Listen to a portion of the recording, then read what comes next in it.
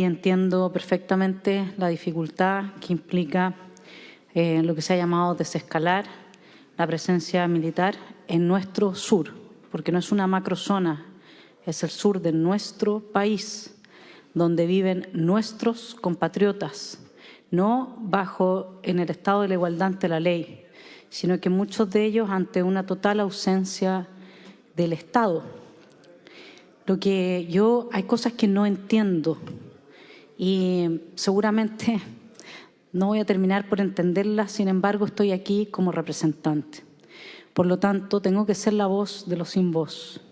Yo no entiendo por qué, si este es un gobierno del signo político opuesto al gobierno anterior, el decreto que nos presentan es el mismo.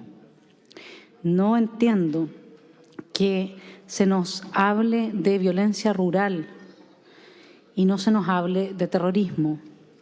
No entiendo que esa voluntad política de la que habló el actual presidente Kast era necesario, el piso fundante para terminar con el terrorismo en el sur de nuestro país. Hoy día uno no lo vea. Yo puedo sí entender que se están pensando en soluciones, pero uno hubiera esperado, evidentemente, que se hubiese ya planteado un camino que nos dé una luz de esperanza. Porque les voy a decir una cosa, en Pidima, en un fondo que yo visité y del que tuve que salir, también bajo amenaza de muerte, hace 25 años que hay presencia de carabineros en una especie de container donde hacen de punto fijo. Y este año, el 2025, el dueño del fondo, un señor de más de 80 años, fue atacado a balazos y los carabineros estaban ahí y no hicieron nada.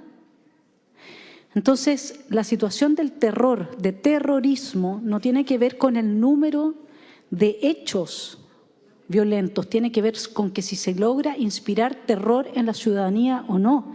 Es cosa de ir a Malleco a hablar con la gente, ir a Ercilla a hablar con la gente.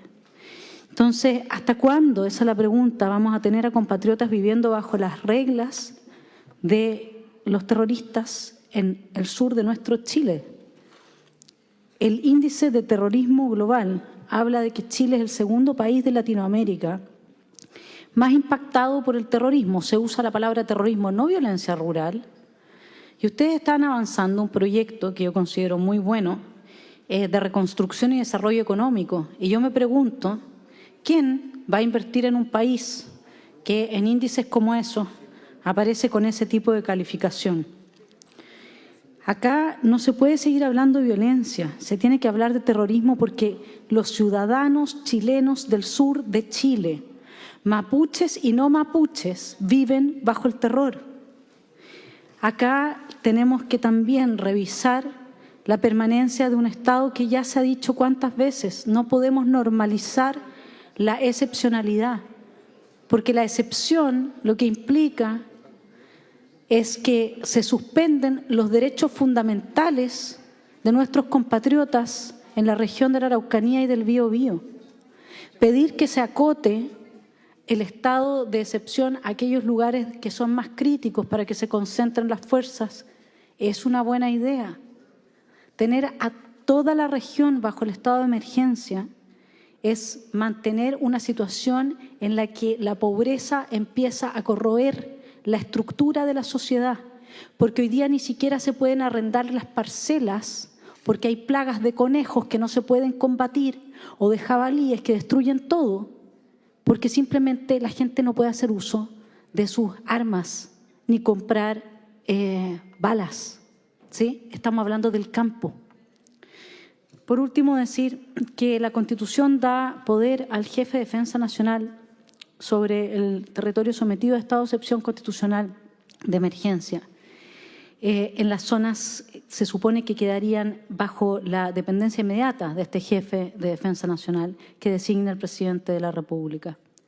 Sin embargo, lo que nosotros vemos en este decreto no es la delegación de facultades, como yo lo planteé la vez pasada cuando participé de la primera votación, que era necesario hacer, delegar facultades al jefe de Defensa. No es posible que sigamos sosteniendo una situación en la que nuestras Fuerzas Armadas y de orden se están desmoralizando, haciendo un poco, generando la sensación del espantapájaro y que no pueden reaccionar realmente. Este estado de emergencia no resuelve las cosas, mitiga ciertos problemas, por supuesto, pero sobre todo quiero decirles que, insisto, ya se los he planteado, no podemos tener a un delegado presidencial en Arauco que ha sido parte de la lucha del etnomarxismo con pretensiones territoriales en contra del Estado de Chile. Pido la destitución de Pedro Marileo.